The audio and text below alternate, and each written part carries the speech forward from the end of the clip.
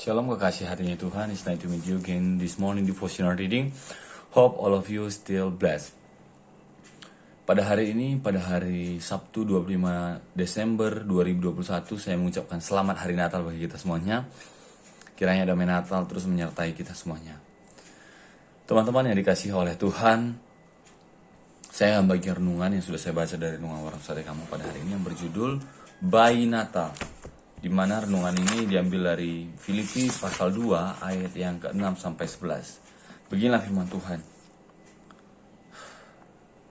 Yang walaupun dalam rupa Allah tidak menganggap kesetaraan dengan Allah itu sebagai milik yang harus dipertahankan, melainkan telah mengosongkan dirinya sendiri dan mengambil rupa seorang hamba, dan menjadi sama dengan manusia, dan dalam keadaan sebagai manusia, ia telah merendahkan dirinya dan taat sampai mati. Bahkan sampai mati di kayu salib. Itulah sebabnya Allah sangat meninggikan dia dan mengaruniakan kepadanya nama di atas segala nama, supaya dalam nama Yesus bertukuk lutut segala yang ada di langit dan yang ada di atas bumi, dan yang ada di bawah bumi, dan segala lidah mengaku Yesus Kristus adalah Tuhan, bagi kemuliaan Allah Bapa.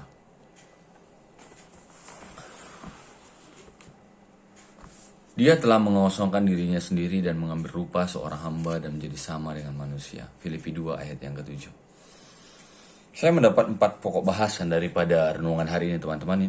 Yang pertama, walau dalam rupa Allah, Yesus telah mengosongkan diri. Kita tahu bahwa Yesus itu sebenarnya duduk di tahta gitu. Dia duduk di tahta, dia menciptakan dunia ini semuanya. Kita nggak usah dulu membayangkan duduk di tahta, kita bayangkan aja dulu seorang presiden kayak gitu, anak seorang presiden gitu, yang Kaisang Pangarep gitu, yang hidupnya begitu enak, dia desain negara dan lain sebagainya. Itu yang lu kita bayangkan. Atau anak gubernur, atau anak bupati gitu. Can we imagine it? Jadi coba kita bayangkan hal itu. Ini Yesus, raja di atas segala raja. Bahkan dia melebihi daripada Ratu Elizabeth, Ratu Inggris gitu. Jadi yang mau saya sampaikan di sini bahwa dia yang begitu besar rela merendahkan dirinya menjadi yang paling kecil untuk menembus dosa manusia. Itulah istilahnya tanda kutip penyamaran yang Yesus lakukan untuk mendapatkan hati kita, teman-teman. Yang kedua, peristiwa kelahiran Yesus yang sederhana gitu.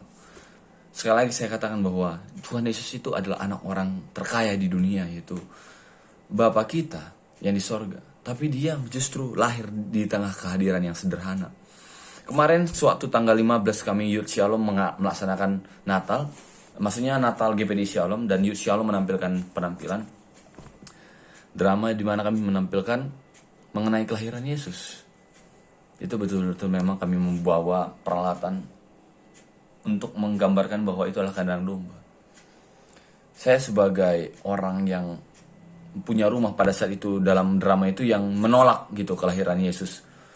Karena pada saat itu Yusuf, saya memerankan sebagai orang yang menolak kelahiran Yesus gitu, memerankan saja. Dan saya membayangkan bahwa kenapa Tuhan Yesus itu nggak lahir di tempat yang mewah gitu, padahal dia bisa melakukannya. Poin yang ketiga, misi Tuhan di dunia ini. Saat dia memulai misinya, mengubah dunia, menyembuhkan yang sakit, menjamah penderita kusta, mengampuni mereka yang berdosa. Perhatikan saat dia berlutut dalam penderitaan di taman, lalu ditangkap masa sementara sahabat-sahabat terdekatnya melarikan diri. Dia tetap tekun melaksanakan misinya gitu, sampai dia bangkit pada hari yang ketiga, teman-teman. Yang keempat, dia ditinggikan di sorga dan di bumi. Dia ditinggikan di sorga dan di bumi. Artinya apa? Dia tetap dimuliakan di sorga dan di bumi juga namanya ditinggikan. Apa jadinya kehidupan dan sejarah manusia seandainya tidak dilahirkan? Mungkin manusia akan, kalau kami di komputer ada namanya primary key gitu, yaitu hal yang paling penting gitu. Contohnya kayak primary key itu nomor HP gitu, yang istilahnya dia cuma bentuknya satu gitu, satu-satunya. Mungkin kita sebagai manusia nggak akan sadar bahwa yang terpenting itu belum kita dapatkan gitu, seandainya Yesus nggak hadir gitu. Mungkin kita punya banyak hal, tapi we don't have one things that important on our life gitu. Kita nggak akan punya hal itu, yang saya bilang tadi primary key-nya. Yang kedua, doa atau syair apakah yang dapat kamu persembahkan kepada Allah sebagai ucapan syukur? Dengan memberikan hati kita, dengan memberikan syukur kita, memberikan terus ucapan syukur kita kepada Tuhan.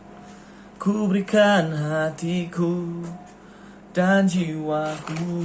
Di sini saya akan memberikan akhir ya, sedikit refnya aja.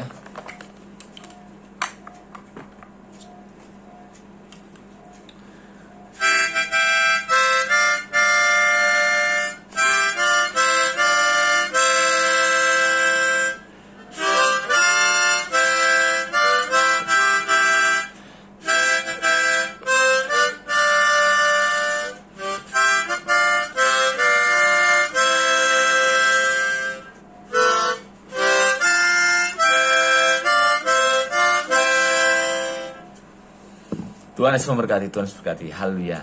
Amin. God bless.